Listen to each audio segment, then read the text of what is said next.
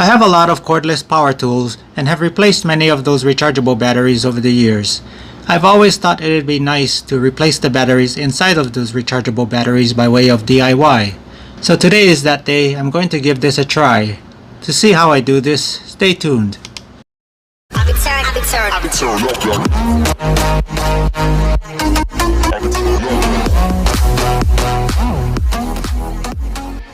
I've researched the different ways people DIY the battery pack of their power tools.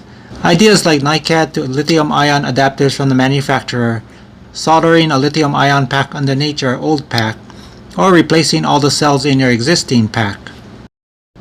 Of all the ones I've researched, the one I feel the most comfortable with is what George Lee demonstrated in his video, where he takes a zippy battery pack and compartmentalizes it in the power tool's battery compartment, but in such a way where he can still use the zippy charger. Other than some light soldering and simple cutouts in the drill's battery compartment, this seemed the easiest for me to follow in terms of my own DIY skills. Of course, why watch my video if you can watch George Lee's?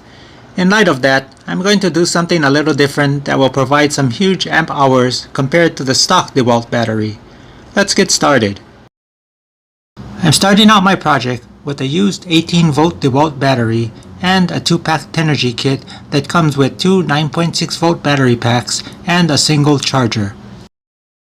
One tip I'd like to give about researching battery packs: be sure to read the 1-star reviews instead of the 5-star ones. You'll be able to make a more informed purchasing decision.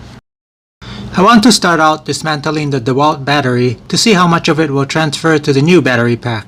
I'll at least need the post that inserts into the drill, but I want to make sure there's nothing else important that I'll need to reuse. Now to remove the batteries so I can take a look at how they're connected to the terminals that power the drill.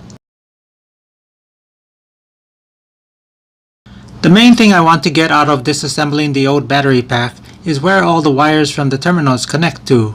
The positive and negative should be straightforward, but there's also a ground wire, and I'm not sure where that'll go since the Tenergy battery pack doesn't have a ground lead coming out of it. Using a multimeter, I want to find the positive pole on the DeWalt battery, which will help during reconstruction. If the red lead is on the negative pole, the voltage reading will show a negative value, which means the other pole must be the positive. Something interesting here: this is an 18-volt battery freshly charged, giving a reading of only 9.7 volts, hence this video. For my own information, I'm also testing the Tenergy packs, which I'll combine two of to get the 18 volts I need to replace the DeWalt battery.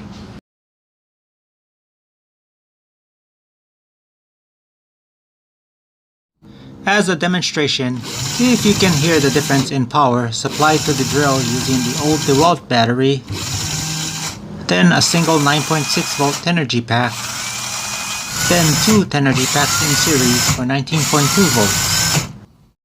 This is my rough sketch of the circuitry for the new battery. To explain the drawing, I'm first going to create two sets of Tenergy battery packs, each set containing 4 Tenergy packs connected in parallel. For each set of parallel connected Tenergy packs, I'll get 9.6 volts at 8 amps. I'll then connect both parallel sets together in series, shown at the far left side of the drawing, to get the voltage I need going to the drill of 19.2 volts at 8 amps. With this setup and the proper connectors, I can use two of the existing chargers that came with the Tenergy packs to charge each set of parallel connected Tenergy packs.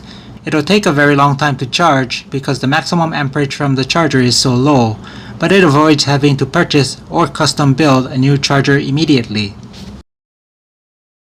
I've already soldered wires to the terminals from the DeWalt battery, which you might have noticed when I demonstrated the power delivery from the different battery packs earlier in this video. All I needed to do was solder separate lengths of 14 gauge wire to the negative and positive terminals from the battery post.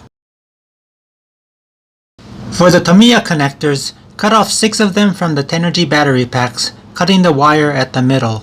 The wires from these Tenergys are going to be soldered together, so you won't need the connectors here, but you can use these connectors elsewhere. To the unconnected wires on the DeWalt post, Solder the 14 AWG Tamiya connector you purchased, soldering negative to negative and positive to positive. The 14 AWG is needed here to handle the 18 plus volts passing through this part of the circuit. For this step, use 3 more of the 14 AWG Tamiya connectors. 2 of the connectors should be female, and the third should be the opposite of whatever was soldered to the DeWalt post. The Y connector is easier to make than it seems in the drawing. For the Tamiya connectors on the split side, solder one of the negative wires to one of the positive wires. Now solder together all the leftover wires, positive to positive and negative to negative. Take the Tenergy packs that still have the Tamiya connector on them and carve off some of the plastic housing from about halfway up on the positive and negative wires. If you plan to use shrink tubing instead of tape, then cut the wires instead of carving them.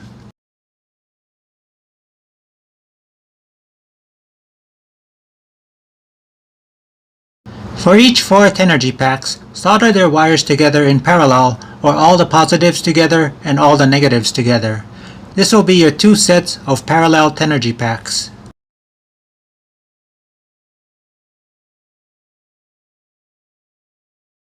Before I go any further with the build, I want to test the new battery pack. One of the most torque-intensive tasks I use my drill for is reaming a 1 1/4 inch PVC pipe.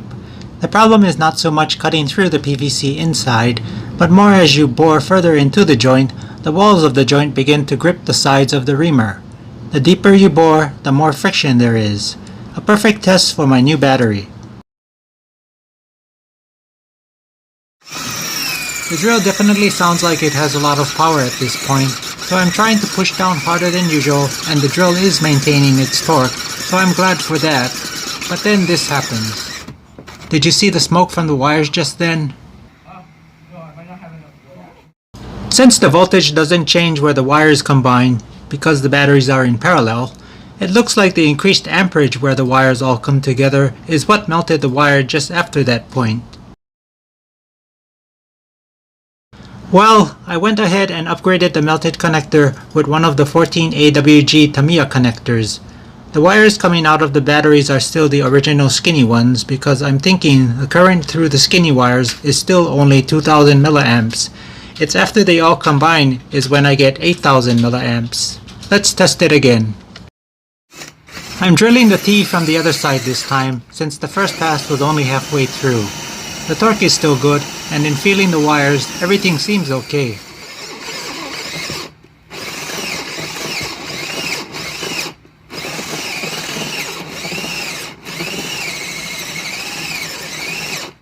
I made a paper mock-up of the compartment just to get an idea of what might work. I think something simple like this should be fine. Starting with a 12-inch by 12-inch piece of Kydex, or any pliable plastic will do, I cut out this template to make the compartment from.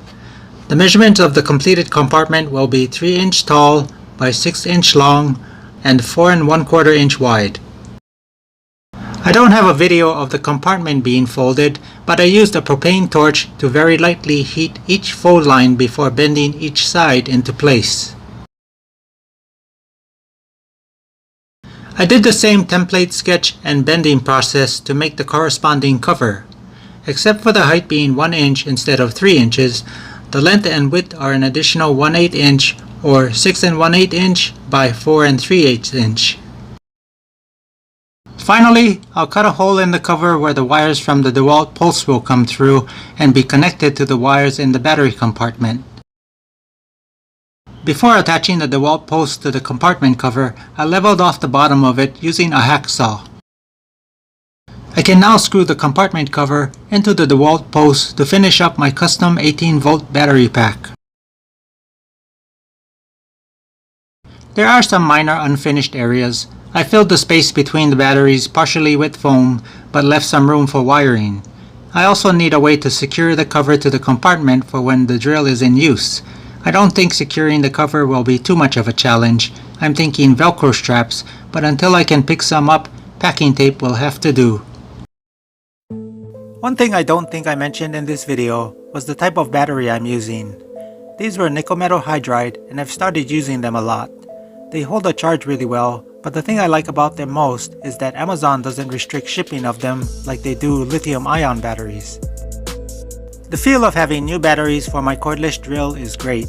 The last time I had new batteries was about 10 years ago.